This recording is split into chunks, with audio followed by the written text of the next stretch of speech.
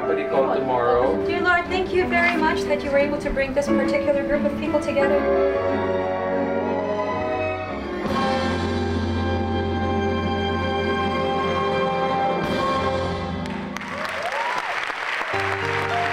As a performer, she gives her audience the best. She's very disciplined. She takes care of her voice because she knows kailangan ibigay niya sa audience what they came for, which is her clarity of her voice. Sabi nga nila, pitch perfect. Oh, as a performer, she is so great to watch because she's so relaxed on stage. You know that she's comfortable. You know that everything is in control. I've never seen her not in control. I always come in watching Lea knowing that everything's going to be fabulous. Ethereal. Essentially, it's almost like one of these things that time stops. Everything sort of like stops, and you just have to sort of like really listen to her voice. That clarity, that perfect pitch, that sort of like amazing tone. I think that, for me, is magical. I think that Lea has greatly made an impact on theater because of what she's done, the body of work that she's done, what she has achieved and accomplished in the past years. I mean, these are things that we strive for, or at least we aspire to be able to do. And I think that to this day, she also, her own persona and personality and her belief, she believes in herself and is confident in herself to be able to justify her actions, to be able to justify how she sings. No one is like Lea. Lea is Lea. She's Lea Salonga.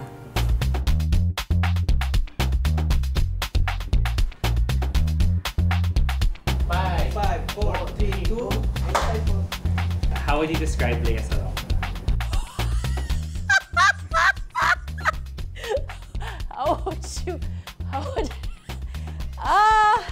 It's much easier for my friends to do this. How can I describe? No nonsense, usually very blunt, very honest. But I try to temper my honesty with kindness, although sometimes it doesn't work. I try to not get into confrontations with people, so for the most part, I do my best to make sure that the people I work with are people I like, who are also really, really great at what they do.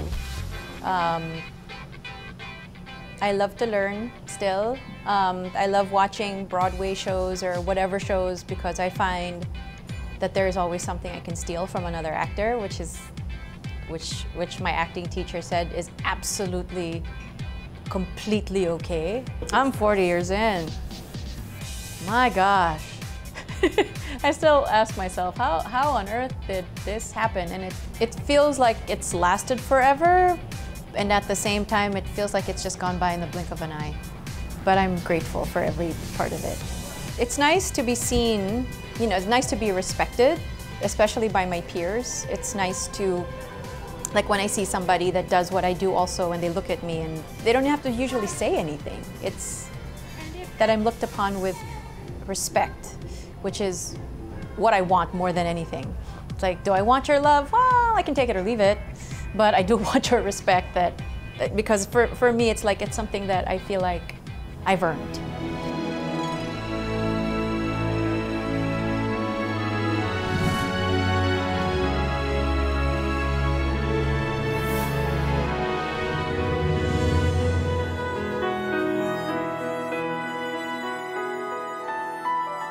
The thing about me is that I didn't really have, at least I don't remember having those ambitions at 6 or 7 years old, that this was what I was going to do for the rest of my life. I didn't even think about it. I mean, it was like, I guess I was good at it at that age, good enough to get into The King and I for sure. And yeah, I guess I enjoyed getting up on stage. I never felt fear. I didn't have stage fright. It didn't frighten me to be in front of a capacity audience at the CCP and stand in front of a microphone and say my one big line. It didn't faze me. I don't remember feeling nervous. It's like, get dressed into your costume, you hit your marks, you do what you're trained to do, and that was it. but it didn't enter my mind that this was going to be a lifetime thing. I first met Lea when we were 6 years old. We were in the very first production of Repertory's The King and I. As a child, she was already a star. She was one of the prime princesses during that production. And you could really tell that the moment she would open her voice and sing, people would actually stop in their tracks. And you can really sort of like see, even at 6 years old, there was a certain presence. I mean, obviously, if you're going to perform with a professional theater company, you had the expectation of you was that you had to be a professional. You know, so our quick changes had to be on point, all entrances, all exits, our lines, our music, everything that was expected of the adults was expected of the kids in the show. And if anything, it kind of prepared me for what was going to happen, I think later, without my even thinking about it, that this was the responsibility of someone who would be playing the title role in a show. That the expectation of you is to be consistently excellent, and that there was no room for not being excellent. That's just the way it was. I first worked with Lea in The Sound of Music. I was 17. I think she was maybe 10, if I'm not mistaken. She played Brigitte. One thing I'm sure a lot of people know is Lea has this photographic memory, so she can memorize everybody's lines. She will know your lines. She will know if you make a mistake. She's had that since she was a little girl. So you have to be very careful when you're performing with her. If you say the wrong things, she's going to correct you. As a little girl, she was always like that. So she's amazing like that. So she can memorize an entire script, lines that are not hers. So that's the one thing that struck me about her. It's like she knew everybody's lines. So you better not make a mistake. I think I annoyed a lot of adults doing that. I'm sure I did. I think it was helpful when they needed people to throw lines with, and there's all these children that know the script by heart. Pick one. And I would get picked, I think, sometimes, and I would just, not even thinking about it, throw lines, and I would be playing jackstones at the same time, and, you know, and that's not even a big deal. But yeah, I'm sure that there were some adults that just thought that we were these little know-it-alls that you know, that just, sorry, we learned the script better than you did, so it's really not on us. It's not on us. I started doing films, I started doing albums. When I was 12, I started hosting a TV show. So there were all these, I guess, extracurricular things. This has always been what was normal for me. So I don't know what it would have been like if I wasn't working, if I wasn't doing shows or recording something or shooting something or hosting something or, you know, in the entertainment center of some mall on a stage and singing my music, trying to promote an album. I mean, I don't know. You know, in my childhood, that was my reality. I grew up in a household where both parents basically said, this showbiz thing, it's a very fickle business. It's volatile. It's not the most, you know, dependable source of income. And I think anybody that has been in this business for any amount of time understands and knows that how inconsistent income can be. So, you know, it was in my house. It was, you have to go to college. I was always interested, I think, in biology in high school, and even in grade school. So it just felt very natural to pick pre-med. I had planned in my head. I had planned the next 13 years of my life. It was going to be 4 years of pre-med, then 4 years of med school, and then your internship and your residency, and then specialization, and that's a lot of your life to devote to this thing. I thought I was all set, and then here come these auditions for Miss Saigon. I was the president of the Organisasyon ng Pilipinong Mga Awit, OPM. OPM members were recording something for a charitable cause, and Lea agreed to be one of them. And I was recording beside Lea. And that's the time I really heard her voice. And I remember thinking to myself, it's so clear and it's like a bell. And I was very impressed with her voice, ganon. And then maybe 2 weeks later was a meeting with the Cultural Center of the Philippines. So when they told me that they had been already in the Philippines for 1 month and that they had listened to singers, but they couldn't find their Kim, and then they explained to me, they described to me what they needed for Kim, na has to be about 16 years old, has a little background in theater, the voice has to be clear and can hit very high notes, clear like a bell. I remember hearing that from them. And then innocent looking. That was very important to them, innocent looking. The only person I could think of was Lea. So I called Mrs. Salonga. And, you know, she's very mataray, si Mrs. Salonga. She's very hard to...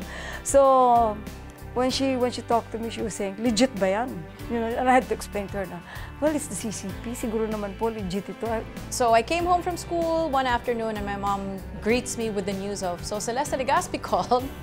And there are these auditions for this show. And I'm like, well, what about school? What about this career that I had already, you know, mentally prepared myself for? And she's like, you don't have the job yet. So audition first. And if you're accepted, then we'll figure it out. So yeah, so I went to the CCP, I sat upstairs on a bench, and then I got called, I went downstairs. So I met all of them, and then they told me to stand on an X and sing, so I sang on my own. I gave the audition pianist the sheet music, and then I finished the song, and then Claude Michel got up out of his seat, went to the piano, and asked me if I could do something. Can you sing another song? And I didn't prepare another song. And then there was a song title that popped into my head. I'm like, I can sing The Greatest Love of All by Whitney Houston. And Claude Michel says, but you sing it your way, darling. You sing it your way. I'm like, okay. So I just sang the song and enjoyed it. And then they also checked the length of my hair. They asked me, in that one appointment, they asked me, what is the largest audience you have performed for? So I said, well, I opened for Stevie Wonder, and I think there were 10,000 people, but I don't know because it was so dark. I don't know how many people there were, and Alain looks at me like, you just answered our question. So on this, okay, fine, I am here.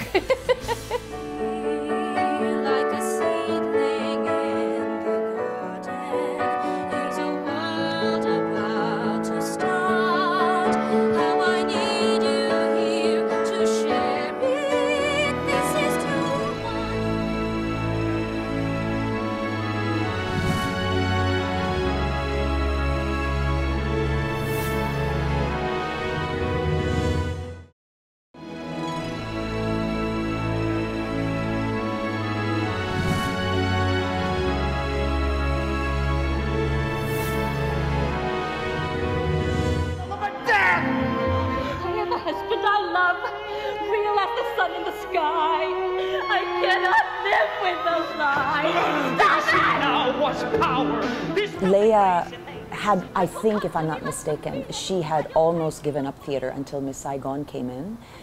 And that was the start of everything. And here is this young 17-year-old who is plucked and taken to the West End and featured in a major role with difficult songs and a difficult part. And she did it.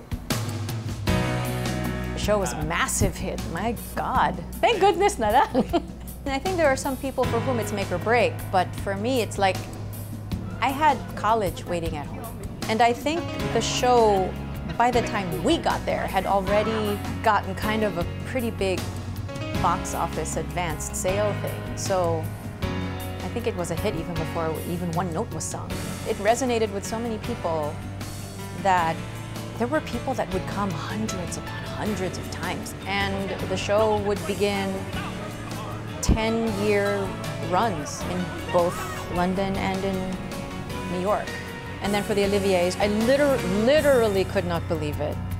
So I'm like, nah, the little Asian girl, not gonna win. And then when I heard my name, I leaped out of my chair, and so did Gerard, who was sitting beside me. And I was shaking, holding this trophy, and you know, trying not to trip over my dress and trying not to sound stupid. So it was. I remember it. I can remember it, and it was just unbelievable. The move to Broadway, it's something that you hope for, but not something that you should assume. Cameron called me into his office. He said, "We are trying. We're trying to get you over there, but I can't make any guarantees." To which I said, "You know what? You have done a lot for me already. I really can't ask for anything. I mean, great. If it happens, then great. If it doesn't happen, then it's not like my life is gonna stop." And then once I got to New York, it went into arbitration. And I'm like, what is that? What does that mean? Basically means that the office with a lawyer compiles all of this paperwork to prove that you are a star of international caliber, deserving of the opportunity to come to New York and reprise this part. So yeah, the lawyer gave me everything. Gave me all of, and like thick folders with annexes and tabs and labels, and like, my God, this man must really love me to do this. The nominees for Best Performance by a Leading Actress. Goodness, the Tonys were on a Sunday, and Miss Saigon's show schedule was Monday to Saturday. So everybody could just, you know, enjoy and prepare. And the Tony Award goes to Lea Salonga, Miss Saigon.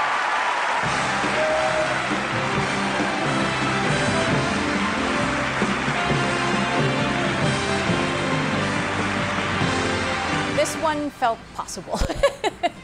Whereas in the Olivier's it felt impossible. Because of the Olivier's and because I had won the other awards coming into the Tonys, it felt possible that I would take this one home too. And I did. And it's sitting in my mom's house somewhere. She's our first Filipina to win the Tony and Laurence Olivier. So she really broke some glass ceiling. Because of what she did, it was very clear that we Filipinos are highly excellent in music. I got the warmest welcomes coming home. And I think there was an appreciation of what I did that I don't think I got before, which is interesting. It's funny because when I left Manila to do the run in London, and there was so much hype leading up to it. Like, there was so much anticipation coming from here for that initial year. Like, so I felt like, oh, can't do any, you know, can't make any bad moves or else you're going to be letting however many millions of people down. But after Saigon was over, it was like, I came home, received an award from President Corazon Aquino in Malacanang, and that was really cool. It's like every time I came home, the welcomes would be warm. It's like, you've made us so proud. There was a note left for me at the stage door of the Broadway Theater when Miss Saigon was still in it. And I saw that it was for me, and I think somebody told me, you have a note at the door. I'm like, okay. And it was from the casting director of Aladdin. He's like, we've been looking for you. We are casting this brand new animated film for Disney. Can you come in? Can you call me? Something.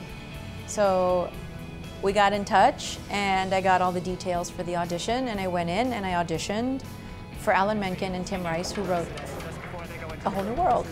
I do remember Alan telling me, we're going to bow our heads at this audition. We're going to bow our heads because we're not going to need to see what you look like. We'll only need to hear you.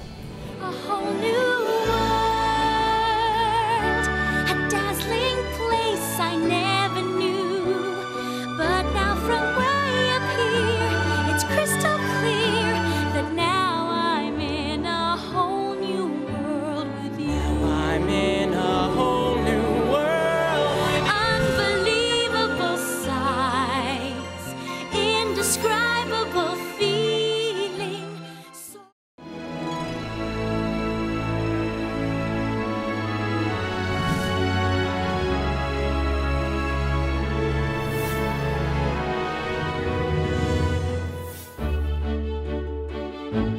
Lea and I started working together in 2007. She was introduced to me through someone else that she was working with at the time, and she was looking for a new agent. I was an agent at the time, and my team and I started working with her then. She's such a great collaborator, and she's so easygoing. She knows exactly what she wants, but she's really easygoing about getting it, which I appreciate. On the other side of the earth,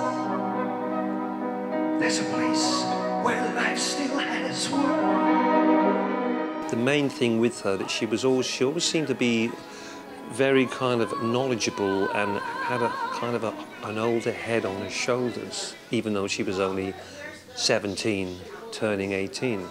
And she was always very quick, you know, in learning things, and that's what struck me, that the main thing with her, apart from her voice, was that she was very intelligent young lady then. You know, very intelligent. Incredibly professional. She shows up on time, prepared. She knows her lines. She knows her material and off-book. Lea is one of the most professional artists that I've worked with, and I think one of the most professional artists around, and her pursuit of excellence is always, you know, it's inspiring and it's always present in everything that she does. I cannot complain that for the 40 years that I've been working with her, she has always been such a good person to us, to all of us in the production. She's very easy to work with, she's very nice to be with, and she gives so much positive vibes to everybody that I think everybody wants to work with her or be with her, just, you know, just for that split second, just to get part of that being, you know, part of her being an international star that she is. I've been doing clothes for her for many years now. I understand what sort of like looks good on her, and to essentially make her forget what she's wearing and just make her perform. I always think of Lea as somebody who's very, very classic, but at the same time distinct. Our relationship is actually quite lovely because, you know, she's chill and really cool, and we sort of like enjoy drinking a lot. You know, when she's not performing, she's really one of the most easygoing persons that you know. I mean, in contrast, when she's working, she's sort of like this machine, almost like a strict, very disciplined individual. I think she's one of the most disciplined performers I know. Lea is just like any other friend. Like, she's a girlfriend, like any other girlfriend you'd know. I think the reason why we're friends is because I think of her as a girlfriend. I don't think of her as a celebrity or a star. So when we're all together, we're just all one barkada or whatever. And I remember before, we used to spend a lot of time at her house in New York. Actually, the thing between Lea and myself, we don't really talk about her professional life a lot.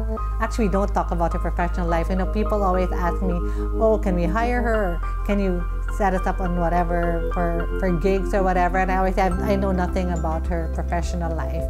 And I guess that's what makes it work. That's the funny thing. It's like, just because I'm a singer, it doesn't make me special. It just means I sing really well. That's it.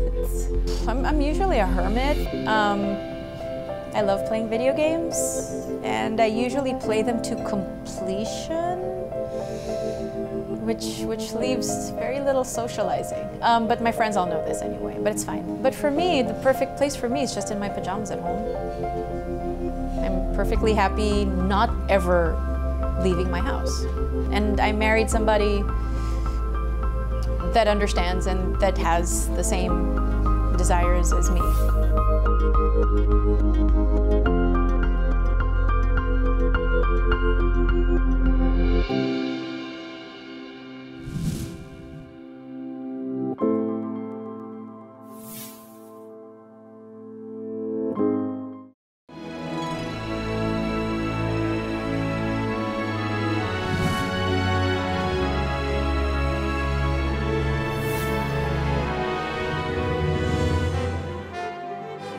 There is no place to go.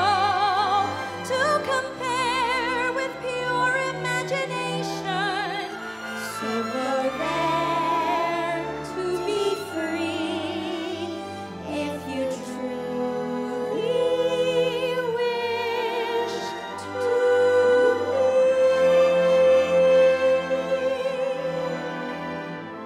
You know, my husband thinks that, I think that. For us, it was like we have to give our child as great of an opportunity at life as we possibly can. It means picking the right school for her personality, and it means, you know, letting her try different things that she might be interested in. You're always thinking of taking care of your family. She adores Nicole. She's so proud of Nicole. Whenever we're together, she talks about Nicole. She's forever like going on FaceTime or chatting, or Nicole will call her on her phone. They're always talking. When Nicole was doing Matilda, I remember Lea came home. She actually took leave from Once on This Island to come home and watch Nicole do her performances in Matilda. From a very early age, we knew, yep, she's gonna be an artist. What kind of artist? We don't know. Not that I don't have any faith in her as an academic, but that just seems to be her natural inclination. And I have to respect what that is.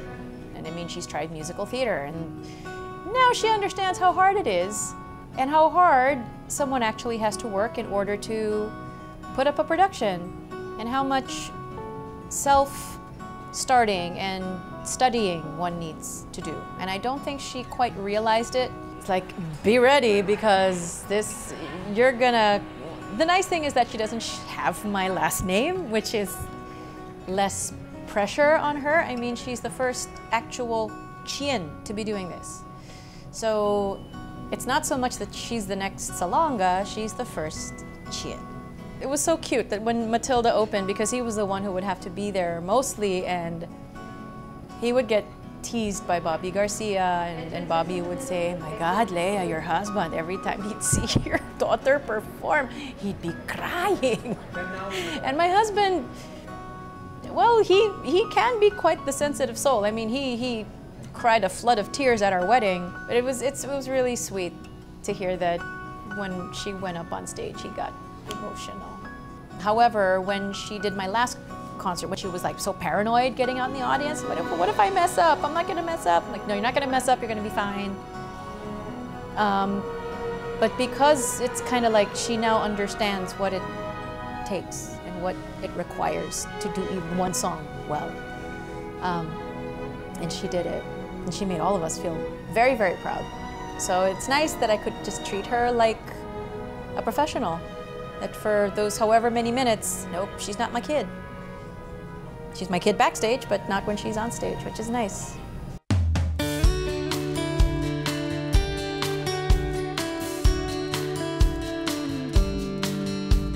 She's so proud of Nicole. So they have this, I guess, the same bond that she and her mother have, and the same bond that she and her daughter have now.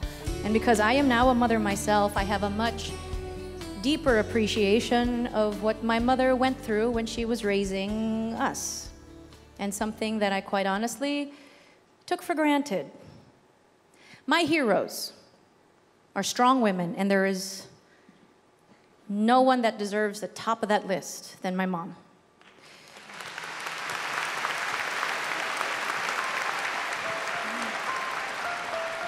She is ubiquitous. Well, she is ever present. 81 years old, God bless her, ever present. She's a... Gerard was the one who said this, the best thing about mom, she's always there. Worst thing about mom, she's always there. It's like, he said, you never ever had to wonder about where she was, because she was right there. For better or for worse, she was there. The things that she would say are very funny. I mean, she would say, balang araw, pag nagkaroon ka na ng anak, malalaman mo rin kung ano yung mga hirap na naranasan ko. How very Sherry Hill dramatic, no? You know, more than a celebrity, she's such a good daughter and sister.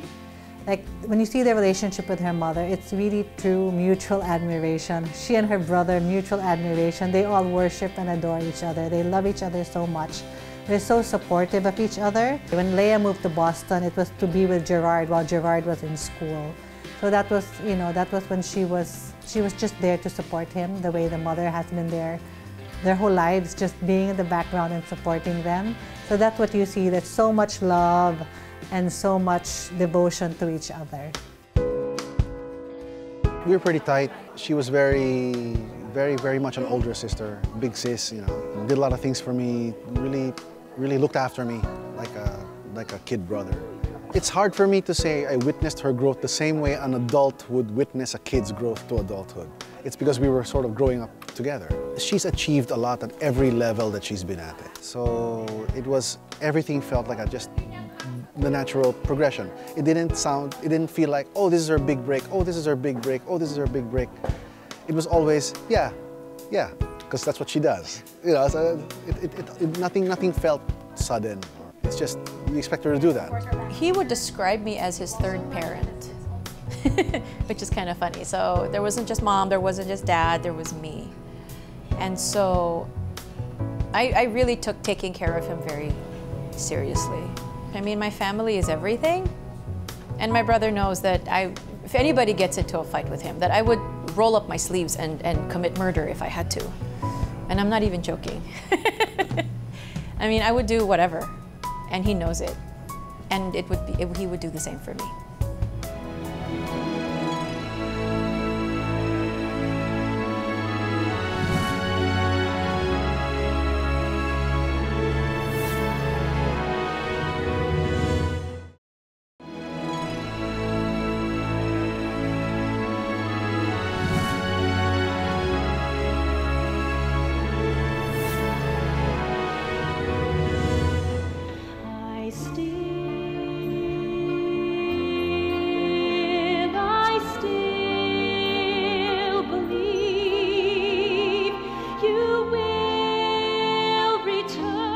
When you say Lea Salonga, you actually already understand that we come from a country of amazing performers and singers. She's really put the Philippines on the map. And she pioneered that.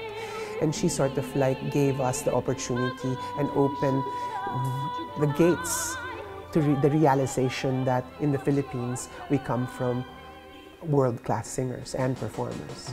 The first time I saw her play Eponine was in New York on Broadway. I was so proud that she was the very first actor of Asian descent to play that role. And it was like breaking the barriers, and that really just made us so proud to be Filipino. I remember feeling that thing of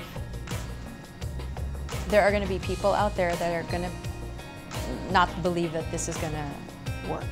People that are going to think, no way. This is an Asian person playing this traditionally Caucasian role. And so it was kind of a big deal. And in my mind, probably an even bigger deal. Because I needed to prove that it could be done. And so for me, I needed to nail that song every time I opened my mouth to sing it. It was important. On my own, pretending he's beside me. All alone, I walk with him till morning. Without him, I feel his arms around me. And when I lose my way, I close my eyes and he has found me. Lea has been around for 40 years, and I think it's because of her and what she did for Miss Saigon that first put the Philippines on the map, on the world map, as Filipinos, as world-class performers, as professionals. She basically broke the barriers and opened the floodgates for all Filipinos. After that, there have been so many other Filipinos who have followed in her footsteps and have made it to the West End, to Broadway, to tours around the world. So basically, she was the one who actually led the way in making the Filipinos known for being really amazing performers in the world. I think her legacy is the ability to inspire a lot of the young, I would say, girls, all the girls who have achieved or have gone into musical theater or theater in general because of what she symbolizes. And I think that is her biggest achievement, that she can leave behind this positive role model and inspiration to anyone who wants to do theater. She's the pride of the Philippines. Nag-iisa siya. She's a national treasure. That's her legacy. I think Lea's legacy is really the pursuit of excellence. And that's a pursuit every artist should have. But I think Lea's constantly pursuing excellence, and I think that's her legacy. A lot of her legacy for me is her sound, but she can't really pass that on. You can't really teach that. She was born with that sound. It's the stuff that you can control. It isn't up to Mother Nature. Her work ethic, her pursuit of excellence, never stopping. Her legacy is that she never fails to be able to give a good show. However sick she is and all of that, it's never half-baked. It's a pie, and it's served to you warm and perfect. I'd like to think that my legacy has to do with excellence. You have to give yourself something to reach for always, but you should always be excellent. That people can look upon and say, she's done good work. Never mind, it made us proud to be Filipinos. I mean, okay, that's great. That's great, and I don't begrudge that at all. But I like to be known for the quality of my work. Was it good work? Was it emotionally moving work? Was it affecting? Did I tell a story clearly? Did I interpret the song in a way that made you feel or think something? If I'm able to do that, then okay. So a legacy of excellence and having left behind a body of work that can be considered affecting and emotionally moving. I hope.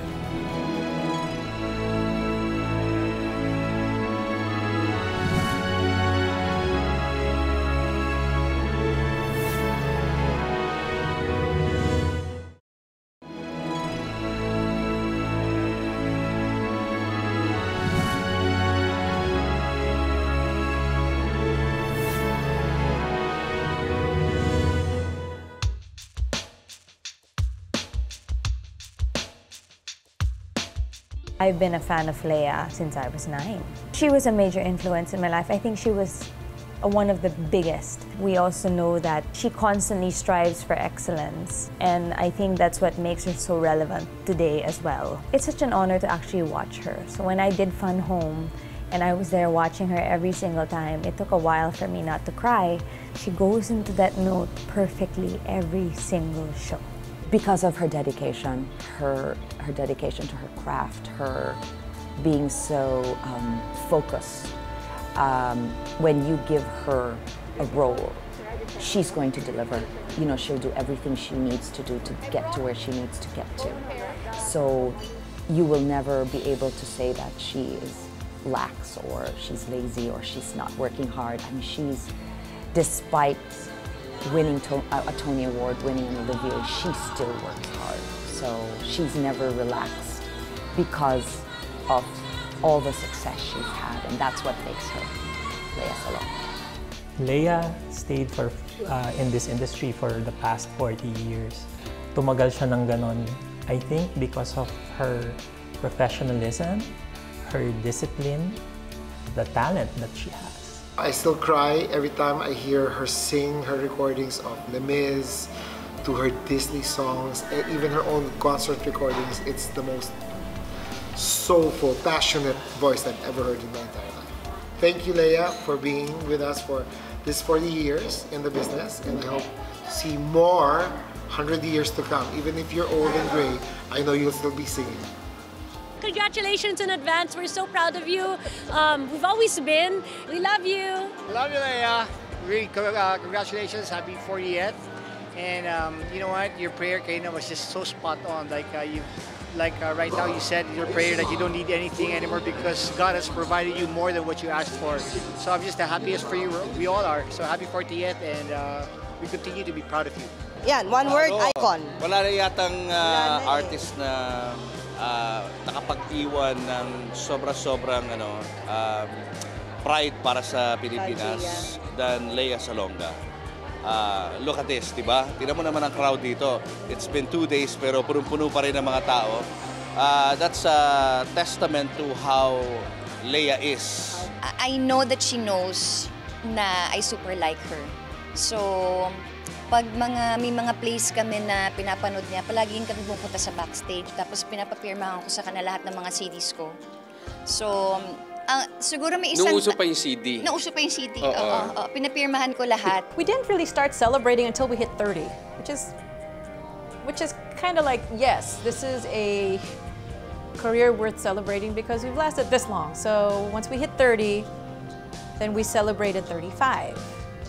And the expectation kept going, so we're like, yeah, we gotta keep going.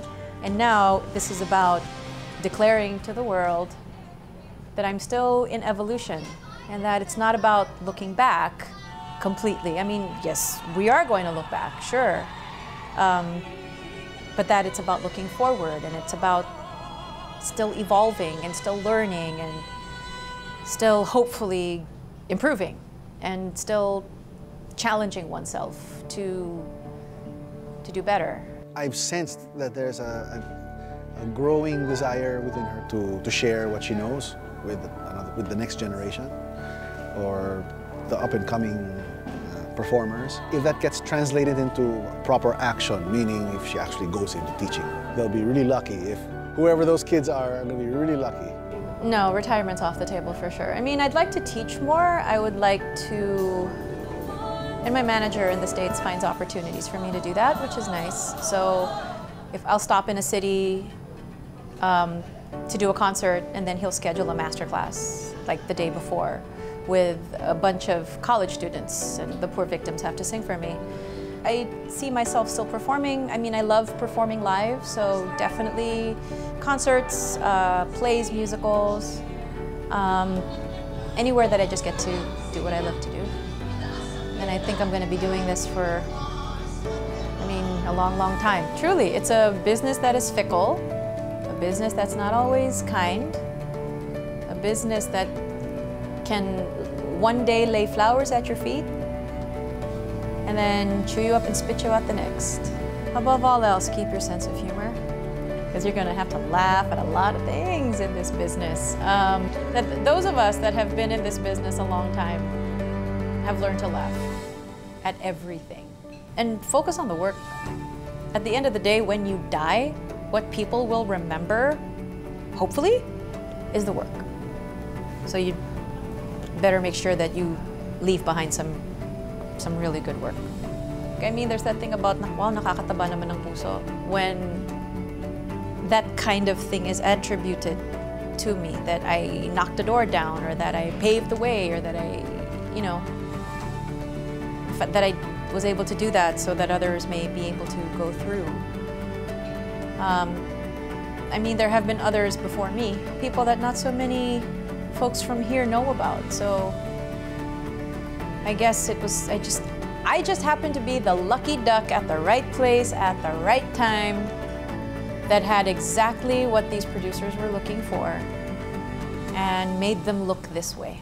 And I'm still here, so it means that the career does not have to be a short-lived one.